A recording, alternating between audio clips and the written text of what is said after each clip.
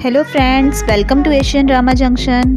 Friends, अगर आपने इस सीरीज़ के पहले वाले पार्ट्स नहीं देखे हैं तो मैं कहूँगी पहले आप जाकर वो देख लीजिए। लिंक मैं डिस्क्रिप्शन बॉक्स और कमेंट बॉक्स में दे रही हूँ। तो चलिए फिर एक्सप्लेनेशन स्टार्ट करते हैं। एपिसोड की शुरुआत में हमें दिखाया जाता है कि यांगहेन के डैड को कैसे उसकी मॉम से लव एट फर्स्ट साइट हो गया था और दोनों ने शादी कर ली थी। शादी के बाद यांगहेन के डैड ने अपनी जॉब छोड़कर खुद का बिजनेस स्टार्ट कर लिया था, पर वो बिजनेस नहीं चला। यही टाइम था जब यांगहेन की मॉम ने एक रेस्टोरेंट में काम करना स्टार्ट किया था ताकि घर की ज़रूरतें पूरी हो सके। 10 साल तक उसकी मॉम ने खूब मेहनत की थी और फिर रेस्टोरेंट को पूरा संभाल लिया क्योंकि उसका ऑनर बीमार हो गया था। पर इस चक्कर में यांगहेन की मॉम अपना बिल्कुल ध्यान नहीं रख पाई और ओवर वर्किंग और स्ट्रेस की वजह से उनकी तबीयत खराब रहने लगी थी। और यांगहेन के डैड को तो उसकी मॉम की बिल्कुल भी परवाह नहीं थी। अगले सीन में हम देखते हैं कि सेही मीजिन के साथ हेयर कट के लिए सलून में आई है और मीजिन उसे चने के झाड़ पे चढ़ाकर एक अजीबोगरीब शॉर्ट हेयर कट करवा देती है। वो बिल्कुल भी अच्छी नहीं लग रही होती और उसका नया हेयर कट देखकर खुद भी सदमे में आ जाती है, पर मीजिन ने ये सब जानबूझकर किया होता है। अगले दिन क्लास में भी सब लोग सेही के हेयर स्टाइल का मजाक उड़ा रहे होते हैं। यांगहेन वहीं क्लास में से ही एजिन को मैसेज करती है ये देखने के लिए कि एजिन अपना फ़ोन चेक करती है या नहीं, पर एजिन सब समझ जाती है और अपना फ़ोन पॉकेट में से बाहर ही नहीं निकालती। यांगहेन किमोइन के घर जाकर उससे पूछती है कि क्या तुम जीनी को जानते हो और तुम एजिन के इतने क्लोज कब से हो गए? मैंने तुम दोनों को रूफ टॉप पे देखा था। किमोइन यहाँ पर ये एक्सक्यूज दे देता है कि ये सब तुम्हारी वजह से हुआ है। तुमने उसे उस दिन इतना ज़्यादा टॉर्चर किया था कि वो स्कूल वायलेंस पर रिपोर्ट भी फाइल कर सकती थी और इसीलिए टीचर ने एज अ क्लास प्रेसिडेंट मुझे उसे कंफर्ट करने के लिए कहा था। रात को यांगहेन फेस एडिटिंग स्किल्स पे अपने लैपटॉप पे सब सर्च कर रही होती है और सोच रही होती है कि क्या एजिन ही जीनी हो सकती है। और उसके साथ चैटिंग में जीनी ने जिस लड़की की बात की है जो उसे स्कूल में बुली करती है, कहीं वो मैं ही तो नहीं थी। वो जीनी के साथ हुई अपनी सारी बातें याद करने लगती है। फिर वो उस ब्रेड रैपर के बारे में भी सोचने लगती है जो उसने स्कूल के स्टेयर्स पे एजिन के हाथ में देखा था। इधर एजिन किमोइन से कहती है कि यांगहेन को मुझ पर शक हो गया है। किमोइन कहता है हाँ, वो मुझसे भी सवाल जवाब कर रही थी। तो एजिन कहती है कि शायद हमने जो कैफे रूफटॉप वाली जो पिक्स पोस्ट की थी उससे ही उसके दिमाग में ये शक पैदा हो गया है। वो कहती है उसने मुझे कैसे जीनी से लिंक किया। तो किमोइन कहता है कि ये वैसे ही हुआ होगा जैसे मैंने किया था। उसके पास वो सब ब्रांडेड आइटम्स हैं जो जीनी के पास हैं और उसने वो सब तुमसे ही ली है। एजिन कहती है मैंने इतना परफेक्टली खुद को हाइड करके रखा था, ये कैसे हो सकता है। किमोइन कहता है कि तुम उसे सब कुछ बता क्यों नहीं देती, पर वो मना कर देती है कि मैं ये नहीं कर सकती। उधर यांगहेन उस कैफे में जाकर जीनी के बारे में पूछताछ करती है। तो वो जीनी के बारे में ज़्यादा तो मालूम नहीं कर पाती, पर उसे ये पता चल जाता है कि उस दिन उसके साथ किमोइन था।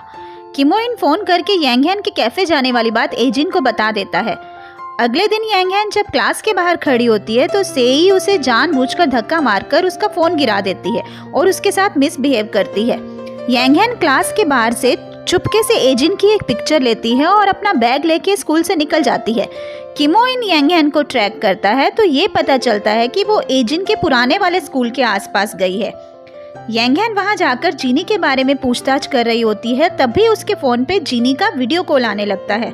यहाँ हम देखते हैं कि किमोइन एजिन को एक टेक्नोलॉजी से डिजिटली जीनी की फॉर्म में क्रिएट करके उसकी यांगहेन से बात करा रहा है। तभी एक टेक्निकल फॉल्ट हो जाता है और उसका रियल फेस सामने दिखने लगता है और कॉल डिस्कनेक्ट हो जाती है। यांगहेन के फ़ोन पे उसके मॉम की कॉल आ रही होती है, पर वो नहीं उठाती और एजिन के पुराने स्कूल की स्टूडेंट्स ये बताती हैं कि जीनी हमारे स्कूल में नहीं पढ़ती थी, पर हाँ वो एजिन का पिक देखकर बोलती हैं कि ये लड़की हमारे स्कूल में ही पढ़ती थी।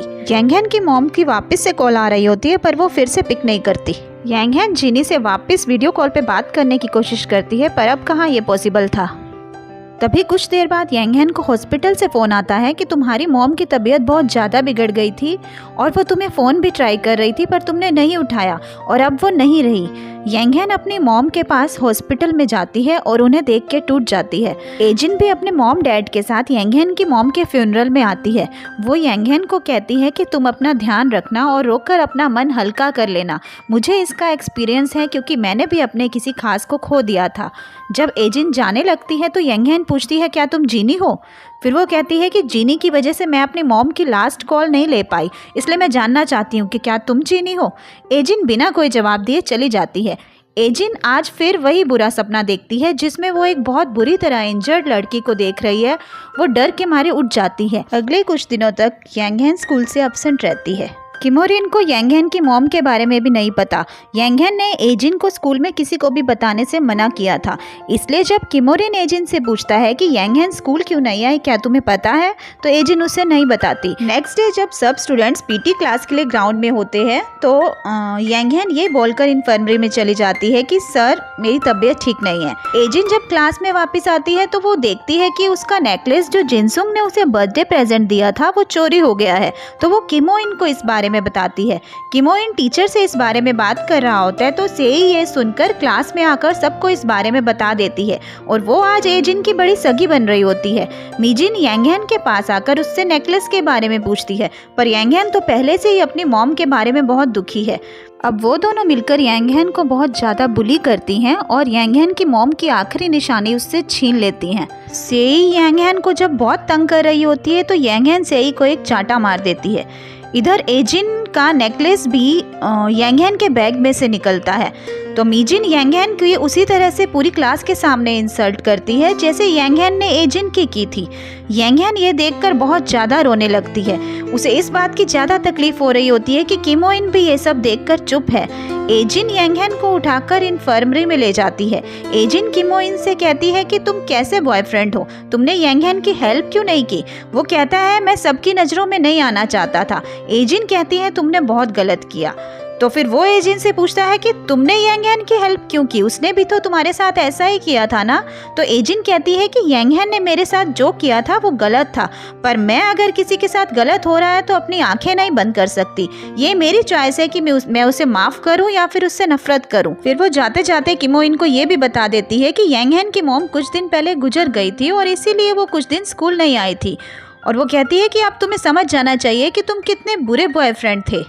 क्लास में आकर एजिन सेई से कुछ सवाल पूछती है। किमोइन भी यहाँ पर उसका साथ देने के लिए आ जाता है और यहाँ पर ये प्रूव हो जाता है कि ये नेकलेस वाला सीन सेई और मीजिन दोनों ने ही मिलकर क्रिएट किया था। और पर मीजिन यहाँ पर भी अपनी चालाकी दिखाकर पूरा दोष सेई पे डाल देती है और खुद रोने धोने लग जाती है। क्लास के सब स्टूडेंट्स अब सेई को ही सुनाने लगते हैं। सेई सबको बोलती है कि ये सब मीजिन का प्लान था, पर कोई भी उसकी बात सुनने के लिए तैयार नहीं था। वो बहुत ज़्यादा फ्रस्ट्रेट हो जाती है और वहीं पर पड़ा फायर एक्सटिंग्विशर उठा लेती है और सब पर स्प्रे करने लगती है।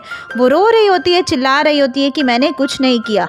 एजिन यहाँ पर एकदम शांत खड़ी होकर सोच रही है कि अब मीजिन की वजह से सेई की लाइफ भी इस क्लास में मिजरेबल हो जाएगी और अब यांगहेन से तो कोई माफ़ी भी नहीं मांगेगा। उसको तो सबने कितना बुरा भला कहा और उसने तो कुछ किया भी नहीं था। एजिन यांगहेन की मॉम की निशानी उसके बैग में डाल रही होती है और उसका बैग अच्छे से सेट कर रही होती है। तभी यांगहेन वहाँ पर अपना बैग लेने आती है और वो एजिन से अपना बैग छीनकर क्लास में से जाने लगती है।